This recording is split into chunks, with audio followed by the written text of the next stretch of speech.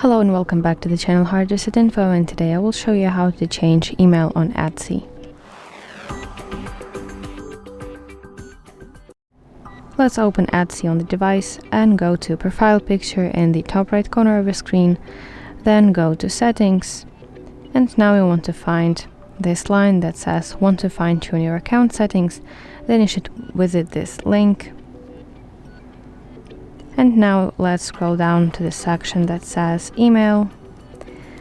And here in this field you can enter your new email, then you have to confirm it, and of course enter your Etsy password. And finally, when everything looks great, you want to press Change Email button, and that way you will change your Etsy email.